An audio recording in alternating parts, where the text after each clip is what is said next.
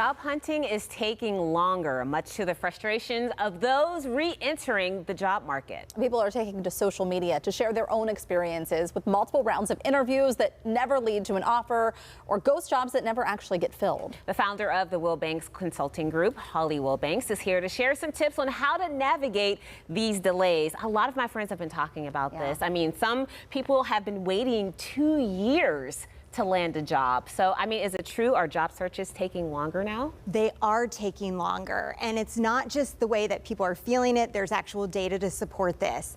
One of the numbers that we look at is the time to fill a position. The average a year ago used to be 41 days. Now it's 44 days, and that doesn't seem like much of a difference, but it's the time that it takes from when a recruiter posts that job to when somebody accepts an offer. An additional 3 days on average can be pretty significant. Right. And even if you look at the time to fill by industry, it varies. So it takes longer in some industries than it does in other industries.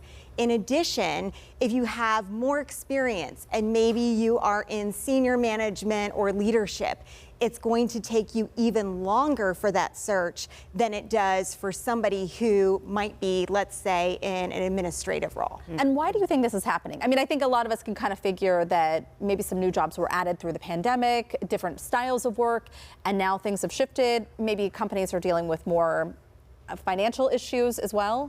Absolutely. So a lot of this has to do with what's happening in the economy. Businesses are being a little bit more conservative about how many jobs they add, when they add jobs, all of that.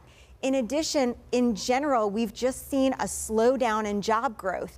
It's still steady, but it's much slower than it was, say, during the Great Resignation, right? And so what the most signs are pointing to at this point is that will not pick up again until 2026 at the earliest. Wow. So we're really looking at sort of a slower job market until at least then. 2026, that's a ways off. So if you're someone and you're out there and you're looking for a job, like what do you do? Do you have a strategy? Do you just start submitting to multiple jobs at the same time? Is that a good idea? So you can do that, and we would actually recommend that you do that. Sometimes it is a numbers game, so the more applications that you put out there, the better. You need to start earlier than you think you need to. So again, if it takes approximately 53 days to fill a sales role, right? That is from the time that you apply to the time that you accept the offer, okay? Right. Think about then you have to go through the background check. Then you have to resign.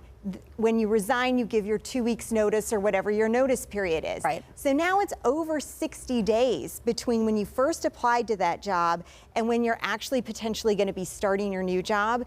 It just takes longer.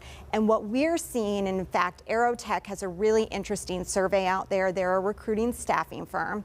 They basically found that people who are submitting more than 100 applications has increased by 38% over the past year. So a lot of times people think, I submitted 5 applications and I haven't heard anything back. Depending on what you're applying to, you might need to submit a lot more to hopefully get an interview. Gosh, this sounds like dating now. It feels like. So why do you think that there are so many people looking for jobs right now? Is it trying to change careers, or is it, I mean, what are you seeing? The data tells us that most people want more security. And when I say more security, they want to feel like they're in a company that provides the stability and security that they want, not only in terms of hopefully I'm not going to get laid off, right? But also in terms of compensation, benefits, time off, things like that. When we also look at why other people are applying to jobs, it really comes down to compensation as the next driver. And that has to do with the fact that so many people are feeling less stable now than they did a year ago with their personal financial situation. That's absolutely driven by the economic market that we're in right now, the inflation that we've been experiencing, and that is now starting to trickle down to job searches. Yeah, and I know you mentioned submitting. well over maybe sometimes 100 applications, but what else can you do to make sure that you get a job a lot faster? Great question. Tailor your resume. And when I say tailor your resume, let's pretend you're applying for a sales position at my company, because I just went through this. I hired a sales and development person. I had somebody submit to me their dog grooming resume. I have no doubt that they didn't just do dog grooming in this shop. They probably also did some upsells. Would you like the fancy shampoo instead of the regular shampoo? Would you like these treats for your dog? Those are forms of sales and development. None of that was on there. And so being able to look at the job that you're applying to and add some bullet points right up front related to the duties that you had that meet those demands, that's tailoring your resume. So take the time to do that.